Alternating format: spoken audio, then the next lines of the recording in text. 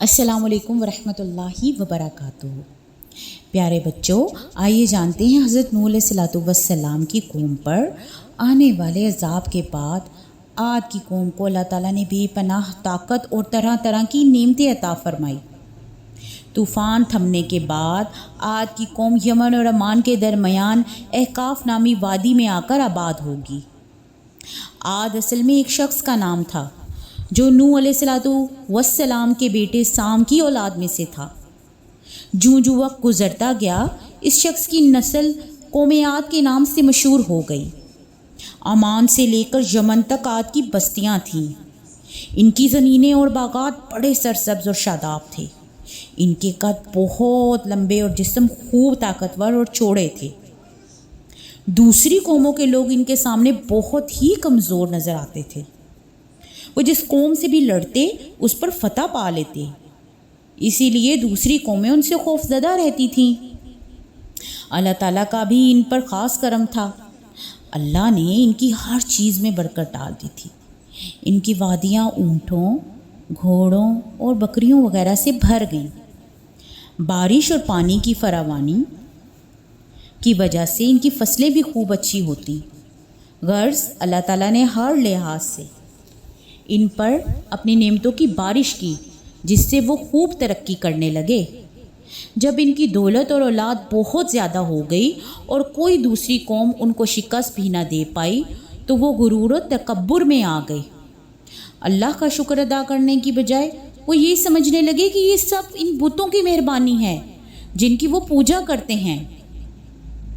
اللہ تعالیٰ کو جو گناہ سب سے زیادہ ناراض کرتا ہے اور جس کو اللہ تعالیٰ نے بہت بڑا ظلم قرار دیا ہے، وہ کیا ہے بچوں؟ وہ شرک ہے۔ شرک کا مطلب ہے اللہ تعالیٰ کے ساتھ کسی کو شریک کرنا۔ بتوں وغیرہ کی پوجا شرک کی ایک ایسی قسم ہے جس میں ماضی کی اکثر قومیں مبتلا رہی تھیں اور اسی وجہ سے ان پر اللہ کا عذاب نازل ہوتا رہا تھا۔ وہ قوم بھی شرک اور تکبر میں اس قدر آگے نکل گئی کہ اس نے اپنے آباء و اجداد پر نازل ہونے والے طوفان نوح علیہ الصلوۃ والسلام کو بھی بھلا دیا۔ وہ یہ بھی بھول گئے کہ اللہ تعالیٰ نے حضرت نوح علیہ الصلوۃ والسلام کی قوم کو کیوں ہلاک کیا تھا۔ طوفان نوح علیہ الصلوۃ والسلام کے بعد اس قوم عاد نے بت پرستی کا رواج عام کیا۔ اصل میں یہ شیطان ہی تھا جس نے انہیں بت پرستی کی لت میں مبتلا کیا۔ شیطان نے اس کے لیے بڑا اچھوتا حربہ استعمال کیا۔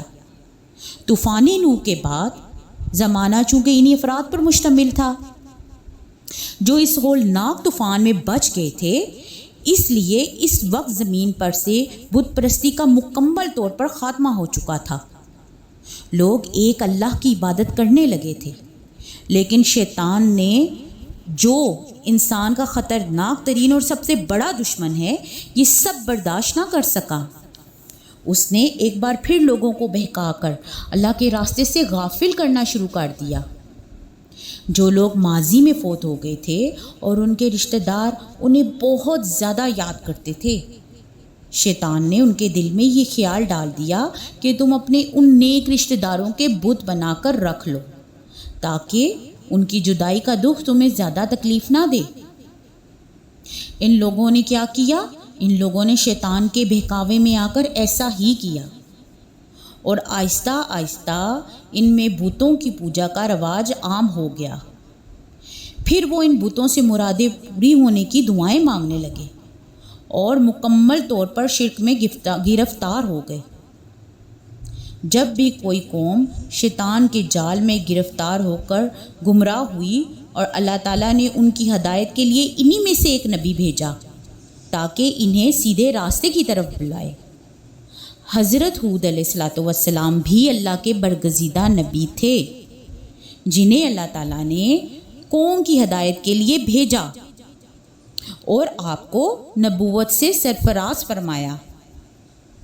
آپ اپنا فرض ادا کرتے ہوئے عاد کے لوگوں کو ایک اللہ کی عبادت کی طرف بلانے اور شرک سے روکنے لگے۔ حضرت ہود علیہ الصلوۃ والسلام نے اپنی قوم سے فرمایا، دیکھو میں تمہارا ہی بھائی ہوں، تمہارا دشمن نہیں بلکہ خیر خواہ ہوں۔ शिर्क और दूसरे बुरे कामों से बाज आओ और इन बुतों को छोड़ दो जो ना तुम्हारा कुछ बिगाड़ सकते हैं और ना संवार सकते हैं। सिर्फ एक अल्लाह की इबादत करो जिसने अपने फजलो करम से तुमको ताकत, कुव्वत, माल, दौलत और दनाई से नवाजा है। कौम आद में बहुत से लोग ऐसे थे जो बज़ाहिर बुतों की पूजा करते, लेकिन उनके दिल इस तरफ मुतमईन ना थे। इन पर उनकी कौम के ताकतवर अफराद जुल्म भी ढाया करते थे और वो लोग आहिस्ता आहिस्ता हज़रत हूद अलैहिस्सलाम पर ईमान लाने लगे। चूँकि वो कमज़ोर और गरीब थे, इसलिए मुशरिकीन ने उनका मजाक उड़ाया और उन पर और ज़्यादा मजालिम ढाने शुरू कर दिए। वो अक्सर इन लोगों को मारते पीटते।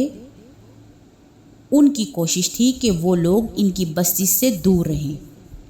बाज संगदिल ने इन पर पत्थर भी बरसाए जिससे उनके मवेशी और वो बुरी तरह ज़ख्मी हो जाते।